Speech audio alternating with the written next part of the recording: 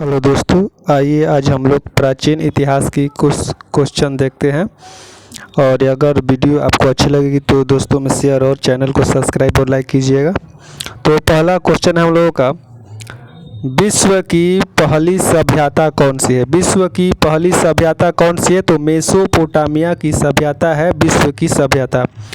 और अगला क्वेश्चन है, किस सभ्यता को सुमेरियन सभ्यता कहा जाता है? किस सभ्यता को सुमेरियन सभ्यता कहा जाता है? तो मेसोपोटामिया की सभ्यता को सुमेरियन सभ्यता कहा जाता है। अगला है, मेसोपोटामिया सभ्यता का विकास कहाँ हुआ था? तो मेसोपोटामिया सभ्यता का विकास हुआ था इराक में दजला और फराक नदी के किनारे। इराक में दजला और फराक नदी के किनारे। अगला क्वेश्चन है, विश्व की दूसरी सभ्यता कौन है? विश्व की दूसरी सभ्यता हो जाएगी मिस्र की सभ्यता। अगला क्वेश्चन है, मिस्र सभ्यता का विकास कहाँ हुआ था? मिस्र की सभ्यता का विकास कहाँ हुआ था? तो नील नदी के किनारे हुआ था। कहाँ हुआ था? नील नदी के किनारे। अगला क्वेश्चन है, विश्व की तीसरी सर्वाधिक विकसित सभ्यता कौन सी है? तो हो जाएगी हड़प्पा की सभ्यता। हड़प्पा की सभ्यता। अगला क्वेश्चन है, हड़प्पा के समय की सभ्यता है। हड़प्पा के समय की सभ्यता कौन कौन सी थी? तो मेसोपोटामिया की सभ्यता, मिस्र की सभ्यता और चीन की सभ्यता थी। अगला क्वेश्चन है, हड़प्पा सभ्यता को किस किस नाम से जाना जाता था? तो हड़प्पा सभ्यता को सिंधु की सभ्यता, सिंधु घाटी की सभ्यता और हड़प्पा की सभ्यता के नाम से जाना जाता था। अगला क्वेश्चन है, किस सभ्यता को सबसे ज़्यादा उपयोग में लाया जाता था? किस सभ्यता को सबसे ज़्यादा उपयोग में लाया जाता था? तो हड़प्पा की सभ्यता को सबसे ज़्यादा उपयोग में लाया जाता था। अगला क्वेश्चन है, हड़प्पा सभ्यता का सर्वाधिक मान काल क्या था? हड़प्पा सभ्यता की सर्वाधिक मान काल थी 2500 BC से 1900 BC। 2500 BC से 1900 BC। अगला क्वेश्चन है, हड़प्पा की निर्धारित तिथि जॉन मार्शल के द्वारा कब निर्धारित की गई थी? तो 3250 BC से 2750। 3250 से 2750। हेलो दोस्तों, आइए अब हम लोग मध्यकालीन इतिहास के कुछ क्वेश्चन देखते हैं।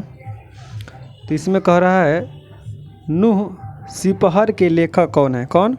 तो नूह सिपहर के लेखक कौन है? तो अमीर खुसरो है। इसके बाद है, तुगलकनामा के लेखक कौन है? तुगलकनामा के लेखक कौन है? तो ये भी हो जाएंगे अमीर खुसरो, तुगलकनामा के लेखक। आगे है, नुस्खा ए दिल कुशा के लेखक कौन है? नुस्खा ए दिल कुशा के लेखक कौन है? तो भीमसेन। अगला है, शाहजहां नामा के लेखक कौन है? शाहजहां नामा के लेखक कौन है? तो इनायत खां। अगला है, बदशाह नामा के लेखक कौन है? तो अब्दुल हामिद लाहौरी। कौन है? अब्दुल हामिद लाहौरी।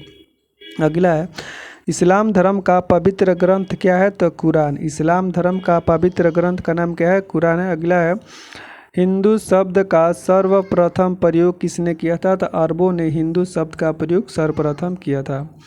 आगे हो जाएगा, मोहम्मद साहब के जीवनी के लेखक कौन है? तो इब्न इसाक। मोहम्मद साहब के जीवनी का लेखक कौन है? इब्न इसाक। अगला है, खलीफा पद को कब समाप्त किया गया था? तो 1924 में मुस्तफ़ा कमल पाशा ने समाप्त किया था।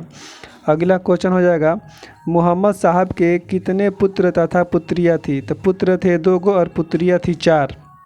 आगे है, मोहम्मद साहब को ज्ञान की प्राप्ति कब हुई थी? तो मोहम्मद साहब को ज्ञान की प्राप्ति 610 में हीरा नामक गुफा में हुआ था।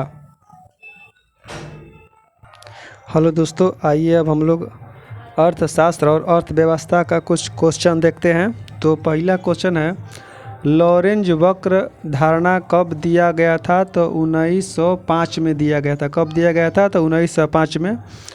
वैट सर्वप्रथम कहाँ लागू किया गया था? तो जर्मनी में लागू किया गया था 1918 में, जो सफल नहीं हुआ था।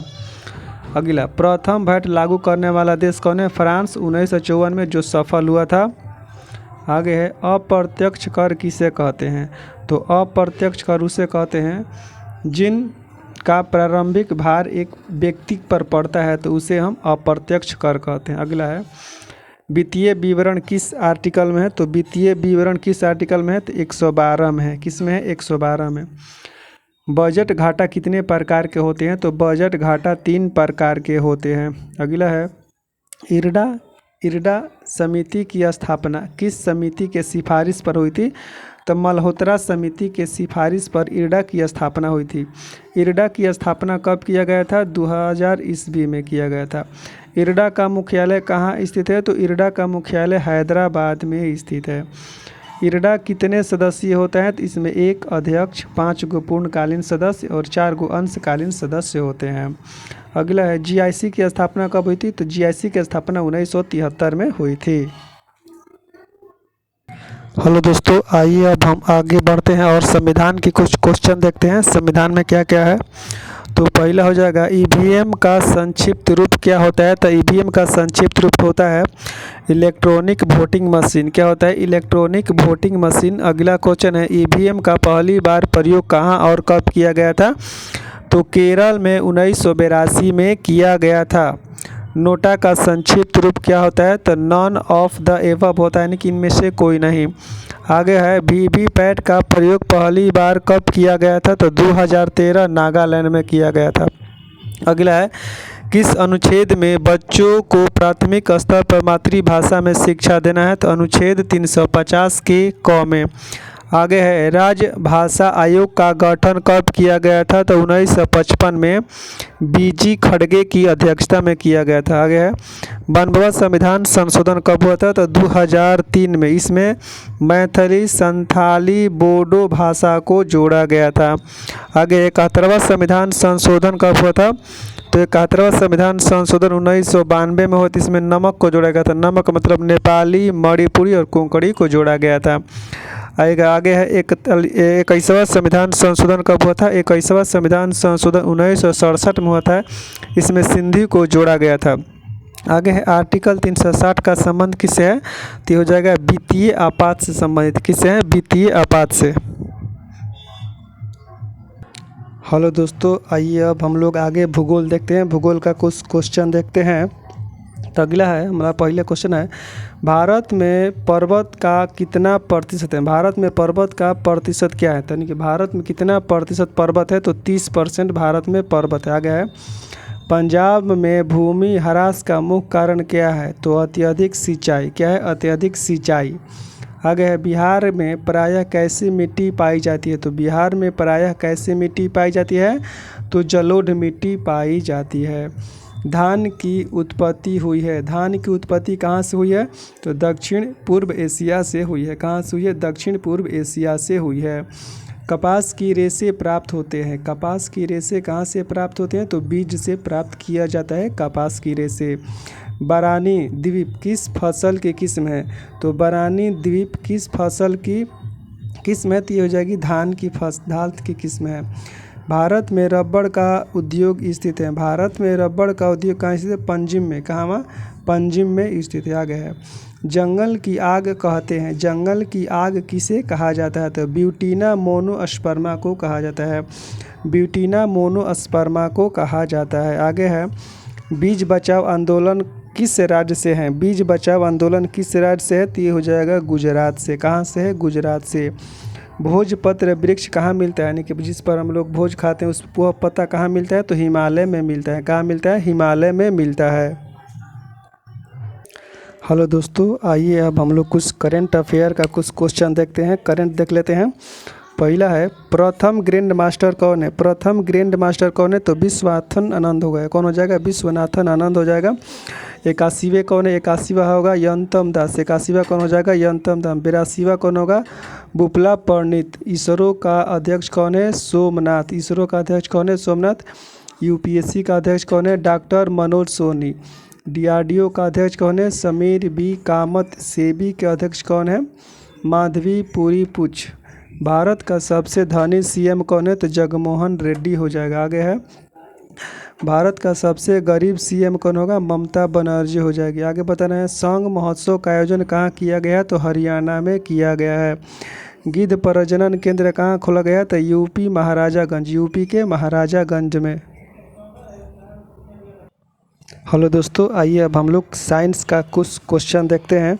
तो पहला क्वेश्चन है मानव शरीर में ऑक्सीजन का प्रतिशत कितना होता है? तो मानव शरीर में ऑक्सीजन का प्रतिशत होता है 65%। कितना होता है? 65%। आगे है, पृथ्वी पर ऑक्सीजन की प्रतिशत कितनी होती है? तो 46.60% होता है।